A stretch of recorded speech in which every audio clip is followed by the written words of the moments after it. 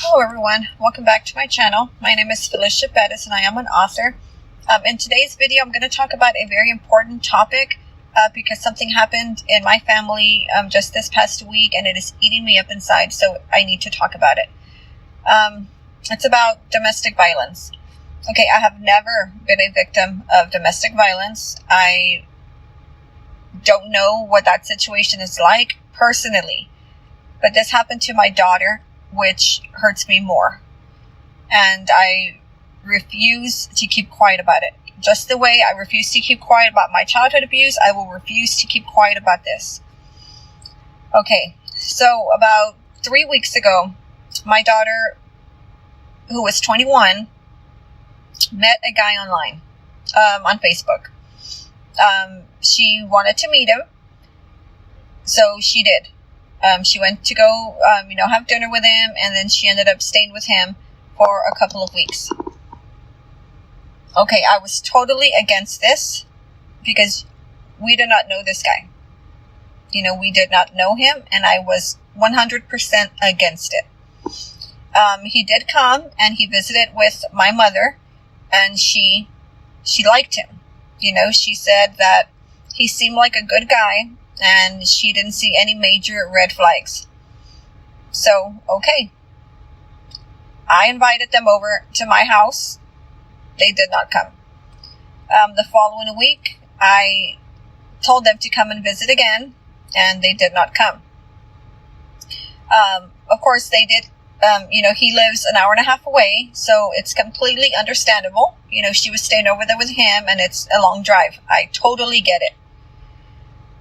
But I knew something was up. We have a family group text, and she wasn't responding like she normally would. Normally she is cheerful, laughing, joking, sending funny TikToks, just telling us about her day, and all of that kind of stopped the day she went over there. We would ask her if she was okay, and she would say, yes, I'm fine, or yes, we're fine, we're out eating, or we're out doing so-and-so, but she said they were fine. Okay, so once I started doing some research on the guy, I found that he was an abuser. He had abused several girlfriends before, and he had been arrested for aggravated assault before. So that pissed me off, of course, because she was with this guy and we did not know him. So of course, I didn't keep quiet. I told her, please come home.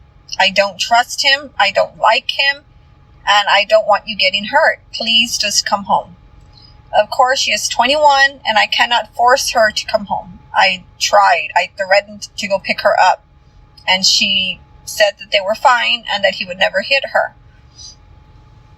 So I said, okay. I gave her some advice. I told her to keep her keys in her pocket and to keep her phone charged at all times in case something happened and she needed to leave in an emergency. She would be prepared. And I actually told her this on Thursday. On Friday morning, it was around 9:15, 9:10, something like that in the morning, in our group text, which is me, my mother, my older daughter, and her. We got a text saying that he broke her phone. He was hitting her. He pushed her against the wall. And she needed help right now. She was panicking. She said, please help me. I'm crying. I don't know what to do. Please help me. Immediately, I asked for the address. My other daughter had the address. I called 911. I've had my daughter's phone tracked since she was about 15. She's 21. I have all of my kids' phones tracked.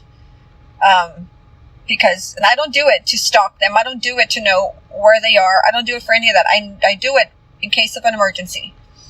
I have my husband's phone tracked. My phone is tracked in case of emergencies. We do not stalk each other. We're not controlling. We don't do it because we want to know where each other where everybody is. We don't do it for that. We do it in case of an emergency. We are prepared. We know where to find the person. With my job, I drive a lot. I drive to different, towns. I drive down county roads. And years back, I was down a county road at midnight because we had a 2-hour-long IV patient in, a bad area. And I was out at midnight doing this guy's IV. And, it was terrifying because, you don't know who the hell is going to come behind you or who is going to, get in front of your car and who's going to, rob you or, kidnap you or, abduct you, whatever. You just don't know. And for that reason, we have our phones tracked. So if I ever go missing, my family knows exactly where I was last. And it is the same way with my kids. I have their phones tracked for that reason. If something happens, I know where to find them. Okay, so this day when she told us that this was going on and, she was terrified and she was asking for help right now. She was crying. She said, I'm crying. I don't know what to do. He scared me. He says he's going to kill me in the woods. He said he told her he was going to beat her to death. I immediately called 911 and started tracking her phone. They had stopped at Harbor Freight Tools in the town that they were in. I sent the police to Harbor Freight Tools. I gave them the description of her car. I assumed they were in her car. They were not in her car. They were in his car. So obviously the police did not find them because they were not in the vehicle I told them they were in. So when I saw that they left Harbor Freight Tools, I called dispatch again. I am talking to the dispatcher while they are looking for them. I told them, he's hauling ass down the highway. Now he exited a county road. I told them the county road. They were looking for them. Then the car stopped. The tracking stopped. I could not, the movement stopped. I was not sure if he found out she had her phone and she, threw it out the window, or if, they were parked somewhere out in the woods and he was going to kill her. I didn't know what had happened, but there was no movement anymore on the tracker. So I was on the phone with police, freaking out, telling them, okay, it stopped. They're on County Road so-and-so with the crossroad of so-and-so. They are right there, or her phone is right there. Please hurry. I was freaking out. I was panicking, and I wanted them to hurry up and get there before he hurt my daughter more. They did find them, and dispatch, told me that either my daughter or the police officers would call me when everything was clear. I said, okay. I was already driving over there, which is an 1.5-hour drive. I was about halfway there when this happened. It took 40 minutes for me to get a call. Actually got a text from my daughter saying that he was arrested and that she was safe in the police car. Okay, it took that long. So what do you think went through my mind in those 40 minutes? I thought maybe he had killed her and the cops got there too late. Maybe they found her body dead. Maybe he ran, or maybe he threw her phone out of the window and they found her phone and they didn't find her. I was terrified because I did not know what call I was going to get.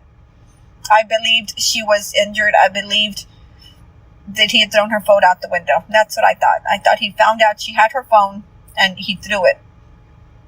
I was so scared because I did not know what call I was going to get. Thankfully, with God's prayers, I got a text from her saying that she was safe and that he was arrested. He was arrested on 5 charges. Aggravated assault,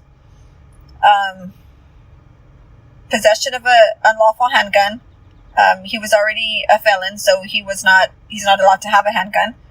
Then the handgun he had was stolen, so he was also, one of the charges was theft of property. And then there was marijuana in the car, so he also got a charge for that. He's been in jail about a week. Tomorrow it'll be 1 week, and my daughter is covered in bruises from her legs. He pulled her from her legs, pulled her off the bed. He pushed her against the wall. He choked her. She has bruises on her collarbone, and she's traumatized. Of course, she's traumatized. And it scares me because this man could get out. And what do you think he's going to do if he gets out? He's either going to come looking for us or he's going to look for his next victim. He's a good sweet talker. He's seems like a nice guy in the beginning, and then within days, he was already controlling her. He did not allow her to be on her phone. That's why she was so short with our texts. And that morning, she was scrolling through TikTok when he beat her. I just don't understand why people can be so evil. He's a 24-year-old man, and apparently his family bails him out every time he does this. This isn't the first time. He has charges of aggravated assault from before my daughter. He beat his 2 previous girlfriends. It's just so wrong. I just don't get it. So I'm hoping this time the right thing happens and he stays in jail and he gets time for what he did, because this cannot continue to happen.